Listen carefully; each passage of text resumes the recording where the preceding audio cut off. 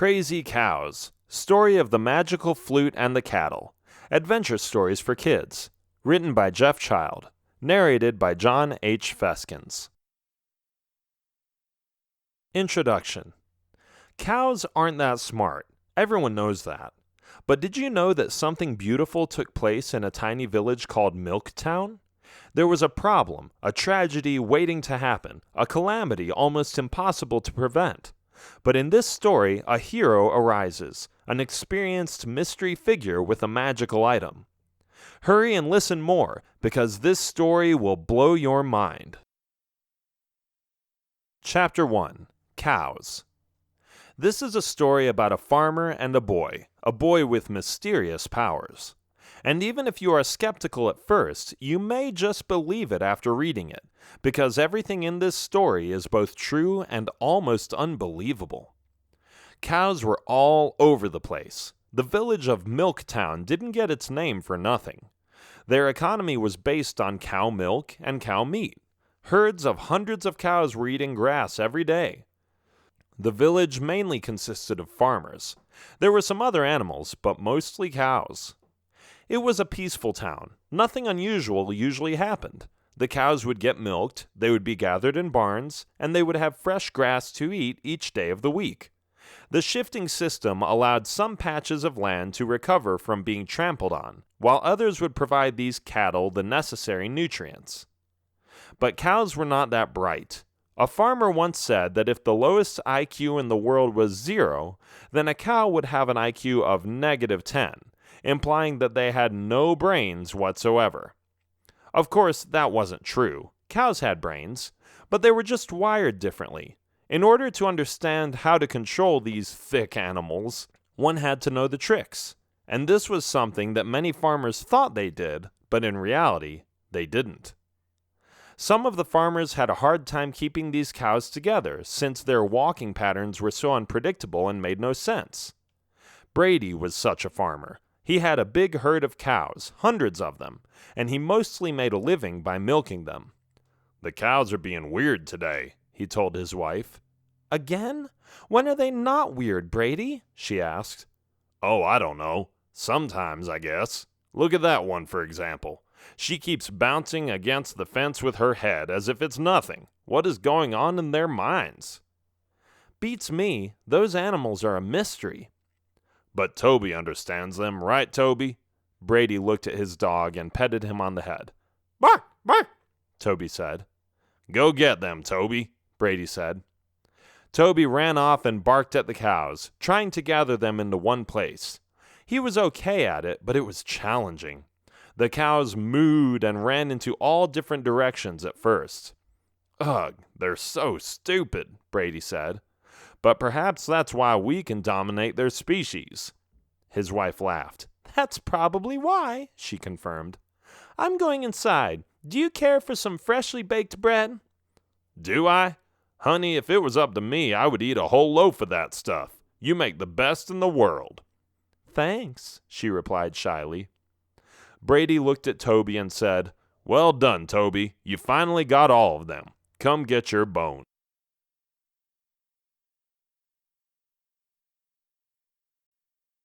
Chapter 2. Vanishing. One day, calamity struck. It was the day everyone realizes that this was serious. So far, the occasional cow would escape and never be heard of again, but this time, it was getting out of hand. The farmers had come together in a meeting, a farmers' council that would decide how to deal with this problem. It didn't get more complicated than a bunch of bales of hay stacked together, and a bunch of traditional men holding on to their pitchforks talking in heavy accents. "What are we here for anyway?" Bobby asked. "You mean to say that you haven't even experienced no problems with the cows?" Sid asked. "I don't have no cows," Bobby said. "Ah, that's why you don't know," Brady said. "Is everyone here?" one of the farmers asked. "I think so," Brady said. "We should probably begin. Men, I called you together because we're all having the same problem, except for Bobby here." Everybody laughed. "No, but in all seriousness, our cows are vanishing. It's a disaster, and I wanted to have this meeting to see if we can shed some light on this situation. Does anyone have an idea why they are disappearing and where they have gone?" At first it was silent. Then someone raised his hand and spoke up. "Maybe they don't want to be milked no more," he said. Everyone laughed again. "That's funny and ridiculous at the same time, buddy. Any other ideas?" "Has anyone seen any wolves out here?" another one asked. The farmers shook their heads. "Have you?" one of them asked. "No, I just wondered if anyone else did, because if they did, that would be your answer." "Well, don't they all go after them wheat?" Bobby asked. "I heard them cows are suckers for wheat." "You're right," Brady said. "A cow would follow wheat all the way off a cliff. When they smell food, their brain only thinks of one thing." "Which is why we must find them," Sid the farmer said. "Wherever them animals are, they're stupid enough to fall off a cliff and die." "I know," another farmer said. "They would rather die than give sour milk." Everyone laughed again. Brady, however, took this very seriously. There was a time for joking around and a time for seriousness. He wanted to know more about the reason why the cows were vanishing, because they provided them a means to live. "What about the fences?" he asked after a while. "Oh, I guess we can check the fences," the farmers said. "Let's go." Well, that was easy. Finally, something was about to get done. The farmers split up into pairs and went their ways to the different fences around the fields. What they discovered there was at the root of their problems. "Look," Brady said, "this fence is broken, and that one as well. The cows simply took their chances and left when they saw there was an opening. Before we find them, someone needs to repair these fences to make sure they don't escape no more." "We'll tell the others," his friend Bobby said. They walked around a little longer to double-check and find out if there were any other issues contributing to the disappearance of the cows, but they didn't see anything else. The men all gathered in the farm again. At first, nobody was listening to each another. They were all talking at the same time, but Brady's time was limited. He wanted to cut to the chase and get the problem solved. "Excuse me, ahem," he said. Nobody listened. "Excuse me!" he yelled the second time. Now everyone was listening. "Thank you for your attention," Brady said. "I want to address the problem and then brainstorm about different solutions. Anyone?" "The fences are broken," someone said. "Yes, they are. I noticed that too. Why do you think so many of them broke at the same time?" "It's your cheap material," a farmer said accusingly, pointing to Sid. "That's ridiculous," Sid said. "That wood is durable and sturdy. If there's anything wrong with it, then you must have not treated it well enough." "How dare you?" the farmer asked, almost ready to start a fist fight. "Calm yourself, men," Brady said. "Does anyone have any idea how this happened?" "I saw teeth marks in there," one of the farmers said. "Teeth marks from rats or mice." "Really?" Brady said in amazement. "Wow, we have to do something about that, men." "We can set traps," one of them suggested. "Good idea. Will we have enough, though?" It became silent. No one came with a better idea. Traps could help kill some rats and mice, but not all of them. It was a dilemma. If those rodents were chewing through the fences, then the fences would be broken again in no time. It would only be a matter of time before the cows would be on the loose again. "I guess we'll still have to think about that," Brady said. "What about bringing the cows back?" "Oh, they could be all over the place," Bobby said. "Those barn animals don't have no direction. They don't even stay together for a long time. We're going to have to get them one by one." "That could take weeks," Brady said. "I'm sure you all don't have the time to do that. Isn't there a better way?" "Well, I heard of this boy," Bobby said. "He plays the flute." "And I play cards," Brady said. "What's your point?" "Well, people say he has magical powers. His flute has some kind of weird ring to it. Animals follow him wherever he goes. He lives in a cottage in the mountains to the west. That's all I've heard. I've never seen the boy." "So we don't even know if he exists? And what path do we take there?" "Like I said, I don't know nothing besides that. I just heard of him." "Magical powers, huh?" Brady says. "So perhaps this boy can bring back the cattle by playing on his flute. If they all flock to him, then all we have to do is lead them back into the fields. How far is it to the mountains?" "Probably a 2-day walk," Sid said. Brady thought for a moment. All the farmers were quiet. The only sound that could be heard was a chicken being chased by a cat, but these men had already learned to filter those kinds of everyday sounds out. "Who wants to go?" Brady suddenly asked. Nobody volunteered. "It's dangerous out there," someone mumbled. "I'm not going," another one said. "Too busy," Sid whispered. Brady got a little frustrated. "Fine," he said. "I'll go. I will show you that I'm not afraid of nothing, bunch of cowards." The others smiled and felt relieved. They wished him luck and encouraged him to take his dog Toby with him to help him on his journey. And that was the beginning of a 2-day adventure.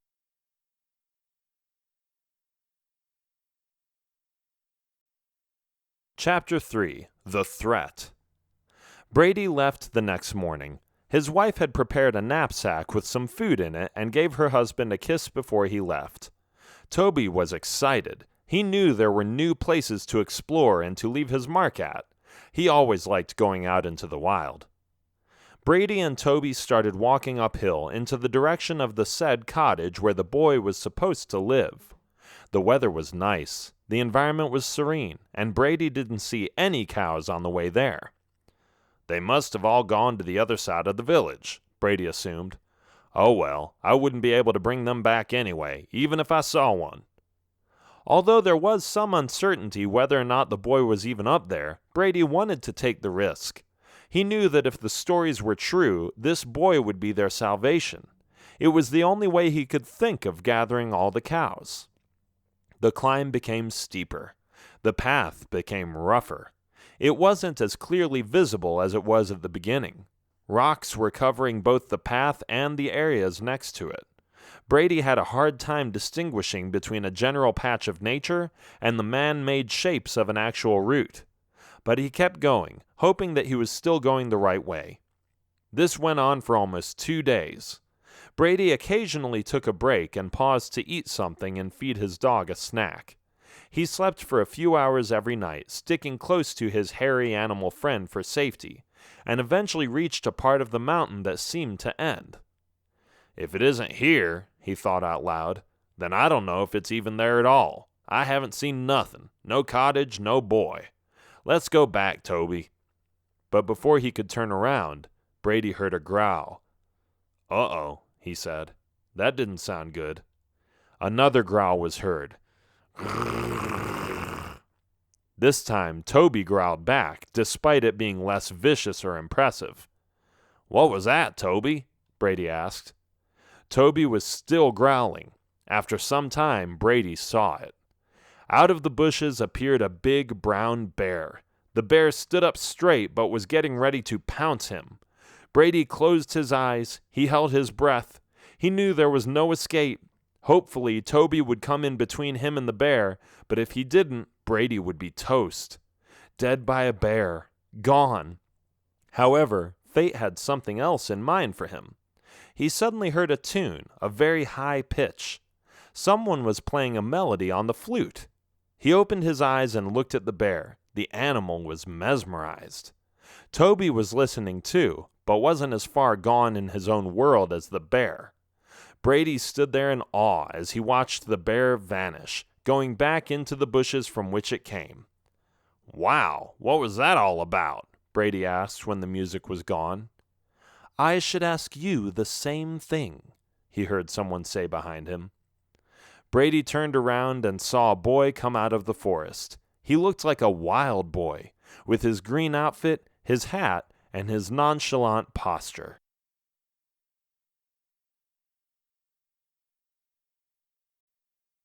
Chapter 4: The Help. "What are you doing here?" the boy asked. "I think I was looking for you," Brady answered. "We need help at the village." "What kind of help?" the boy asked. "By the way, my name is Durian." "Brady, good to meet you." "Go ahead," the boy said. "I'm listening." "Well, it's like this. The cows in the village have disappeared. We think that rats have nibbled on the fences and created holes, And now we lost our main source of income. I can't milk my cows no more because I don't have no cows left no more." That's a lot of negatives in one sentence, Brady. What are you suggesting? "If you know of any means to bring the cows back," Brady began, "then I would be eternally grateful." Durian smirked. "Gratitude is okay," he said, "but a payment is even better." "We don't have much," Brady said. "I only have a few coins at home. We mostly live on what we produce." "I didn't say money," Durian said. "What good would money be to me anyway? I live by myself in the mountains. We can look at what you have and then see what you can afford to pay me, Brady. How about that?" "That sounds generous, Durian. Again, we would be grateful for your help." Yeah, just give me some fresh milk and a dozen eggs or something. And if you happen to have it, I could go for some fresh meat and seasonings as well. Saves me a day of hunting." "Naturally. I could give you all that and more, Durian. So will you do it?" "Sure. Why not? Let's go." What? You mean to say that you don't need anything from the cottage? Don't you need to gather your things?" "Nope. I already have my flute. I'm set." "Wow. I thought I was simplistic about life, but you—" "It makes sense, but why worry? So many people worry too much.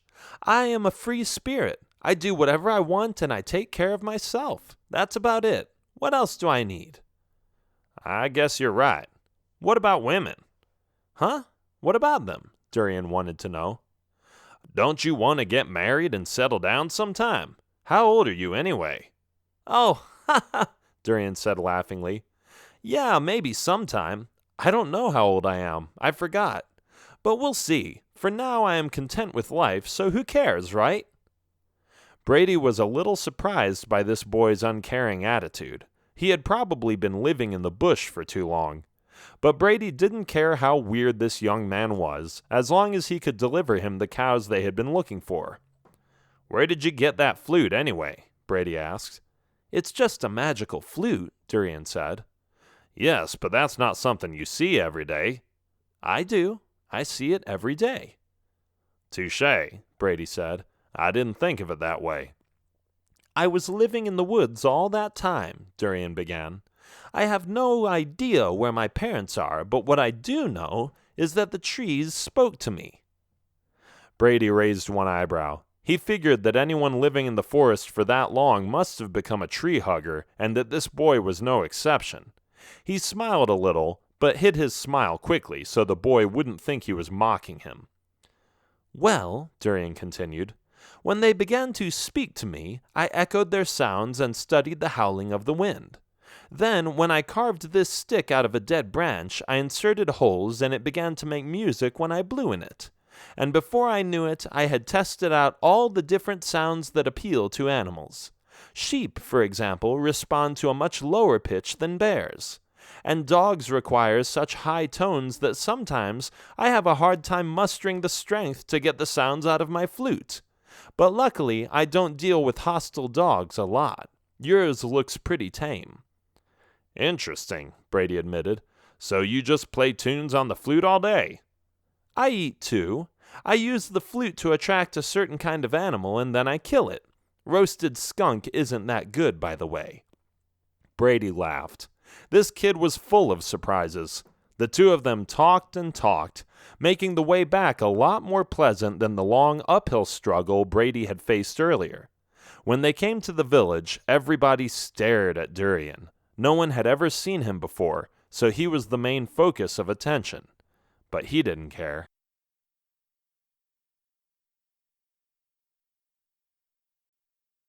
Chapter 5. Music to Their Ears. "Who is that, Brady?" Sid asked. "This is Durian," Brady said. "He is going to help us, right, Durian?" "Exactly," Durian said. "For the right compensation, of course." "Huh? What is he talking about?" Sid asked. "Sid, gather the other farmers in the barn tonight. Tell them I'm back and that I found the boy we were looking for." "You got it," Sid said. For the rest of the day, Brady and Durian just kind of hung out. Brady showed Durian what he did on the farm, the gaps in the fences, and the other animals he tried to control. He introduced the boy to his wife and fed him dinner. Evening fell, and the men had done precisely what Brady asked them to. The women were all having some sewing party in one of the farmers' homes. The men had gathered in the same barn again, and were happy to see that Brady was back, unharmed and with a new friend. "Men," Brady said, "this boy has come to save us. He can control animals with his flute." "Prove it," one of the farmers shouted. "I have seen it with my own eyes," Brady confirmed. "I was about to be eaten by a bear, and when he played the flute, the bear left." "That's nice for you," Bobby said, "but how do we know it's true?" "Durian, care to give us a demonstration?" Brady asked. "Sure," Durian said. "Get some chickens, and I will show you what I can do." Some of the farmers got about 20 chickens into the barn and let them go in front of Durian. The boy blew on his flute a few times, testing the correct tone, and then began to play a cheerful song. At first, nothing happened. The farmers stood there with skeptical looks on their faces, folding their arms and waiting for a miracle. But suddenly, the chickens lined up like a soldier's platoon. They began to march into one direction, stopped, turned around, and marched into the opposite direction, following the melodic, swingy twists to the music. The farmers couldn't believe their eyes. They had never seen anything like it. The chickens marched back and forth, and when Durian made certain moves and gestures with his arms and danced around a little, some of the chickens stood still in a formation that looked like a triangle. Other chickens spun around in circles, exactly following the rhythm of Durian's song. When the demonstration was over, everybody clapped. "Very impressive," the farmers said. One of them came to Durian and said, "I'll give you anything you need, boy, as long as you get those cows back." Thank you, Durian said as he bowed to the crowd. Brady came and put his arm around Durian. "This young man will help us. Do you believe me now, folks?" They all nodded. They had suddenly gained a lot more respect for the boy with the magical flute. And from his little show, it appeared as if he was the only one who could use that instrument.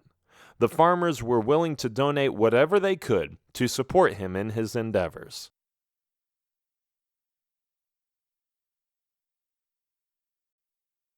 Chapter 6. Gathering the Cattle. The next day there was no time to lose. Who knew how far those cows had gone? Durian insisted on the farmer's help, who agreed to assist him in finding their whereabouts. "Gathering them is one thing," Durian said. "Finding them in the first place is another.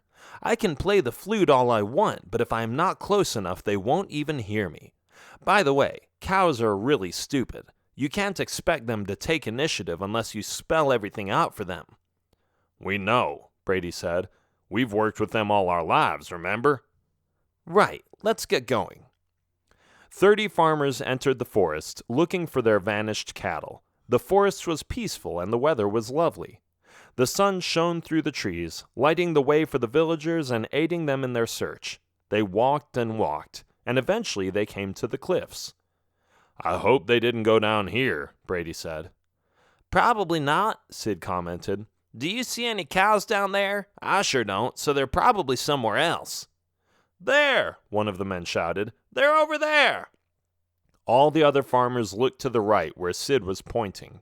There they were, 100 cows gathered together on the edge of a cliff.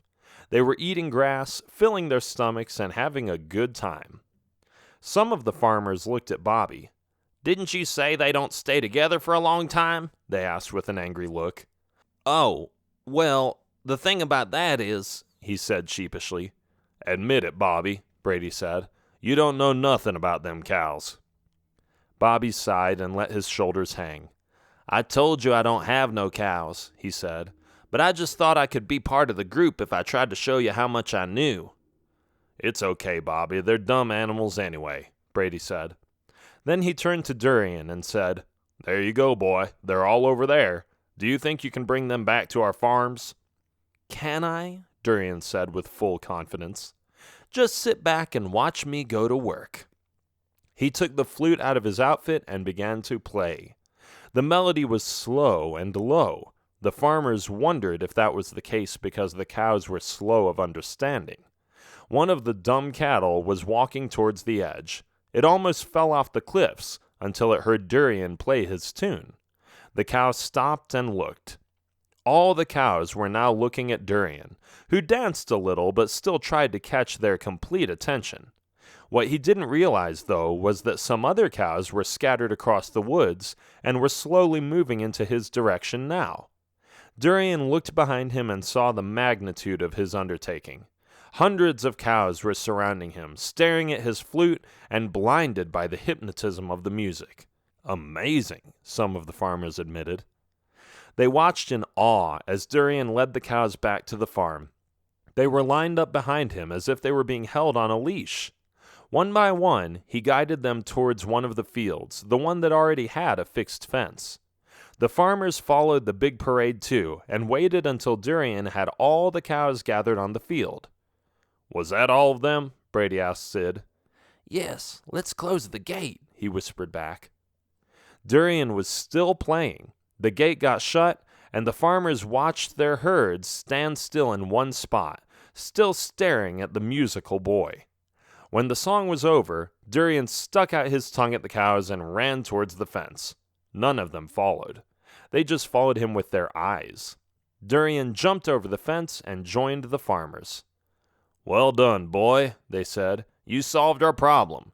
We'll take it from here. We can sort out which cows belong to whom." "Hold on a minute," Brady said.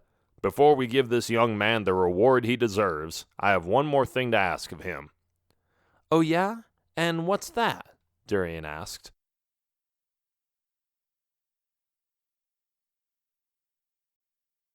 Chapter 7. Back. "We still have a rodent problem," Brady said. "Do you think you can do something about that as well?" "I can try," Durian said. "It has been a long time since I played for mice and rats. I don't know if it's still in my head. Besides, when I gather them all here, what do you want to do with them? Eat them? I don't know how roasted rat sounds to you, but you better check for diseases. I've heard they carry nasty diseases." "We just want to kill them, not eat them," Brady said. "What do you think, gentlemen?" "Well, we can always set them on fire," Bobby suggested. The others looked at him with a weird face. "What?" he said. "I just happen to be a pyromaniac, okay?" "Any other ideas?" Brady asked, ignoring Bobby completely on purpose. "We can lock them up," one of the farmers said. "With what? They're rodents. They will find a way out. It's too risky." Brady wasn't impressed with the ideas these farmers came up with. But then, he suddenly had an idea himself. "What about the cliffs?" he asked. "What about them?" "Our cows almost fell off the cliffs. Maybe we can let the mice and rats fall off the cliffs instead. Then they'll be dead and gone forever." "Ay, ay, ay," Durian said. "I don't know if I can do that. Like I said, it has been a while with rodents." "I believe in you, Durian. What you displayed here was so great, I can't even find the words to express my amazement. Please, give it a try." "Okay," Durian said. "I will make an attempt." Then he started to talk to himself. "Let's see, if I go up a little bit at the end and dance around the whole group, and then I'll finish the song with a higher pitch, and then—" As he was planning it out in his mind, some of the farmers were already dividing the cows in the field. A few minutes later, Durian stopped mumbling and jumped up. "Got it," he said, and he began to play. He played fast and wildly. The tones were upbeat, and the song was something that would confuse a hornet. It was beautiful.